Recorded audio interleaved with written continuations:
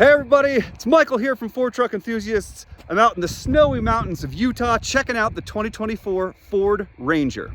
The Ranger is effectively the F-Series for the rest of the world. This is the truck that most markets get. Here in the States, it's the mid-level truck. I've been driving this thing on and off all day. This is as tall as a half-ton truck from like 15, 20 years ago, and it's almost as capable. 2024, completely new truck. New frame, the wheelbase is 2 inches longer. It's also, the wheel track is 2 inches wider, so it's more stable. The ride is smoother. They retuned all the suspension components, the suspension up front, all the control arms and stuff, they're wider, and that allows them to put more than one engine in it. So everything that I've been driving is a 2.3 liter EcoBoost motor, 270 horsepower and 310 foot-pounds of torque. The optional 2.7 liter motor is coming out later this year after I'm recording this. And then the big daddy of this group is going to be for the Ranger Raptor, which is going to be in a separate video from this one. We're going to do a full review of the Ranger Raptor. And out back, Ford is still rocking leaf springs, but they did move and readjust the dampers. The result is, along with these nice thick sidewall tires, a nice smooth ride. So in terms of models in this year, you've got the XL, which comes standard with the STX package. You've got the XLT and Lariat. They both come standard with sport packages, which is kind of a dark grille configuration. And you can option up to the chrome package, which is basically a trade, not really an option up. 4x2 is standard. You can option up to 4x4. There's the FX 4x4 package as well. Trailer towing packages, 360-degree cameras, all the technology, pro trailer backup assist, adaptive cruise control with lane centering. I mean, this thing will almost drive itself on the highway. Lots of different features. But let's go ahead, while we're cruising through town here, let's do some walkarounds of the XLT and Lariats. Standard with both the XLT and the Lariat right here, you've got the sport package. That one's the sport package over there for the Lariat. This one is the sport package for the XLT. It's got kind of darker trim, darker wheels, darker grille, and then you can option up to the chrome package. I think it's only like a couple $100 extra because you got to get this integrated step, but I really like the look, especially with the metallic colors, with the blues, with these grays, and with this red. The sport package is the one that I would get. I think it just looks terrific. Gray wheels, 250/70 R17s. This one's an FX4. I drove a 2-wheel drive. I think they've got the same tires on there, but these ones got kind of the white letters and stuff, so it kind of just looks a touch more rugged, which I really like. Good tire. Here you can see chrome package versus the sport package on the Lariats. So the Lariat has a little bit more brightness to its sport package wheel, but it's got a similar dark grille. Here's the XLT. This is the mid-grade truck, except this one has been optioned with a few terrific features. So it's still got the entry-level smaller gauge cluster here, but it has the bigger screen here. Let's go to a wide over here. So this one has 301A hot pepper red metallic, 373 locking gears, the chrome appearance package, which is the integrated box side step. You got the running boards, got the keyless keypad entry, trailer tow package, and a few other kind of cool things. XLs and XLTs, you still got a key, which is actually really great, I think, in these days to have. It's an extra layer of safety. Like the XL, there's no extra glove box here that you'll find on the Raptor and the Lariat, but there is a little bit of shelf. Got a little bit of storage here, a little bit of storage here, slightly bigger box, they said, 12 volts. Over here, you got wireless charging. Yep, even on the XLT, USB-A, USB-C, locking rear differential, drive modes, and or your trailer backup assist feature. Yeah, here you can see the different drive modes that come up.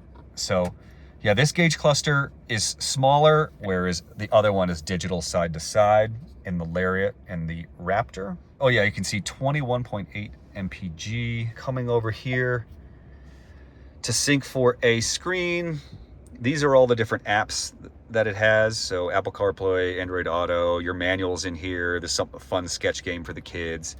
And then you can see here, whatever you're doing here, like for example, this is for the radio stuff, so AM, FM, Sirius. Your channel will come up here. If you want to go through the channels individually, you have to, you know, scroll through them kind of manually. If you hit this button here, it'll only go through your favorites, what's set up here. If you want to do like CarPlay or Bluetooth or any of that sort of stuff, your media, USB, you press the music icon, you got your phone icon, you got navigation icon, and all your different tow settings. So there you can set up, you know, you have a trailer, you kind of add a trailer, give its length and weight and all those types of things. There's things that can help you learn, you know, make sure you've got everything set up correctly if you're not as familiar with towing, and the different settings that you can turn on. And then once that's engaged, you can put it in tow haul mode. The moment you go into reverse, the trailer backup assist turns on, which is a nice feature. Here's all your different controls, so different settings. And then down here you've got digital HVAC. Down here you've got physical, which I really like that they keep the physical buttons. The only thing that's digital only is the heated seats right there, like your zones here, you know, to your defroster or which vents it's using, that sort of stuff. You have to use the digital, but for the most part, you can get away with changing temperature and fan speeds and stuff manually, which is a nice feature. Steering wheel, yeah, this feels very similar to the one that's in the Lariats, so no big downgrade. I mean, here, yeah, with this 301A package, heated seats, you know, it really feels like you're in a Lariat, save for the leather. Lariat also gets some extra storage there, but XLT might be the sweet spot on this. Moving over here, we've got a Lariat to check out. We are stepping up to the leather trimmed seating on the inside. Let's have a seat here. Looks like it's, yeah, seating feels about the same, maybe almost a touch more bolstering. That's kind of a, you know, I'm not sure, but with the Lariat, you're gonna get the engine start stop. So we'll go ahead and power this thing on. Here, you're getting the standard larger 12 screen, which we've seen in the XLTs that I've driven today, which had the optional 301A package. But again, we've got the tow features with the drive modes, rear locking differential, steering wheel feels the same here as in the XLT, so not a major upgrade, but you can see bigger gauge cluster here. This is the full 12-inch that goes side to side, very reminiscent of what is in the Super Duty and the F-150. So the engine's not on, but we can go to the different modes that it has. Eco mode, sport mode, watch out everybody. Tow haul, which we've tried out, slippery, and everything like that. There's also a manual shifting feature. So basically you slide down into M here, and you can toggle up and down and hold gears. And in the Lariats, we've got the extra storage right there, a little bit of shelf, glove box going on right there. Could fit a small water bottle here. Yeah, just kind of like a slight upgrade in terms of touch surfaces inside the Lariat.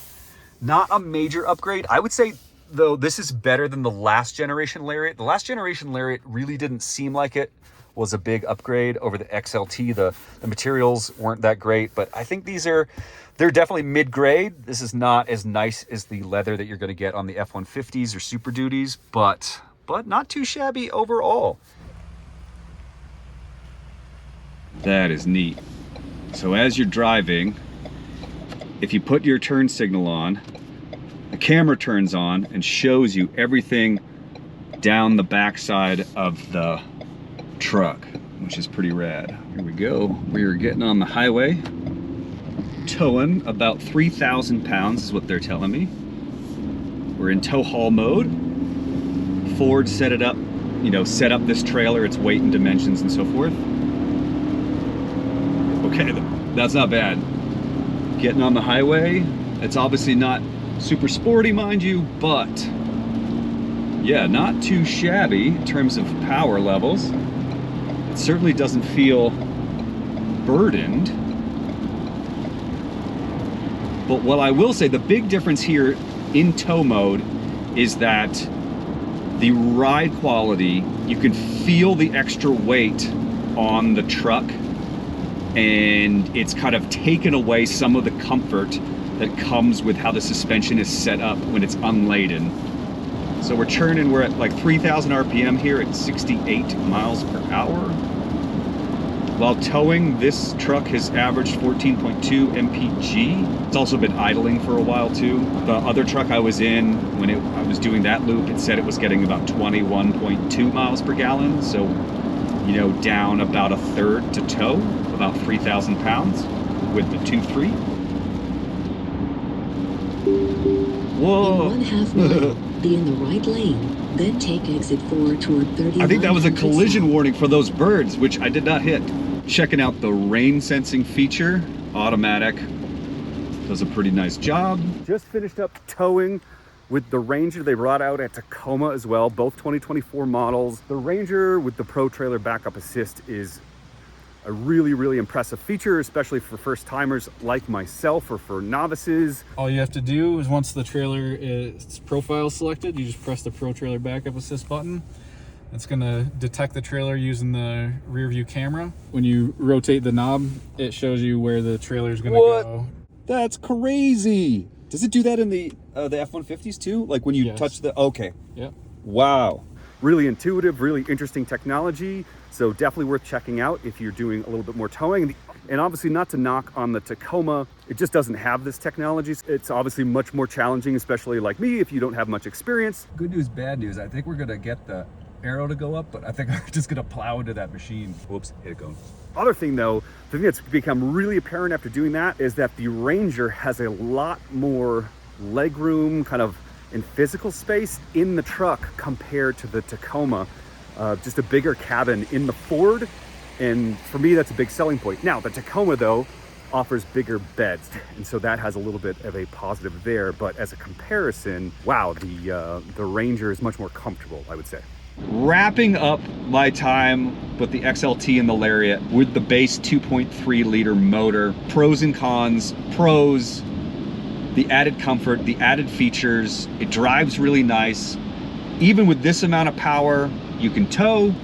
Even with this amount of power, acceleration is smooth. It's certainly not sporty or whatever, but it feels very capable. We obviously have to do more testing. I haven't gone off-roading with this version. We're gonna be going off-roading with the Raptor. That'll obviously be a much different experience. But two-wheel drive, four-wheel drive, they both drive really nicely, very comfortable. I think that's kind of the thing. It's very comfortable. The seats are great. Ergonomics are great.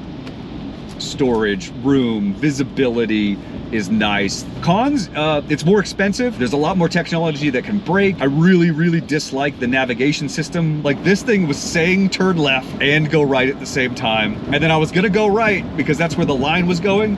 And then the arrow was like, go left, go left. Why is it telling me to go left? And then it immediately goes, no, you have to go left to take a U-turn. Yeah, not a fan of that. Would much rather prefer to use Google, Apple Maps, those types of things. But yeah, I mean, noise levels are nice. It's a good truck. This is arguably the best Ranger so far, and it's only gonna get better. We're gonna test out the 2.7 later this summer, hopefully. Overall, very nice truck. Thanks so much for watching. I'm stuck in traffic here in Salt Lake City, wrapping things up. I hope we informed you about the Ranger. Please check out our forum threads over on Ford Truck Enthusiast. That's ford-trucks.com. And if you're on the YouTubes, leave a comment down below. Let me know if you have any questions that I can answer that I didn't get to cover. Only had a few hours with the truck today, so very first impressions, normal caveats there. What the heck's going on? What? Is it wanted me to get off? What a piece of shit.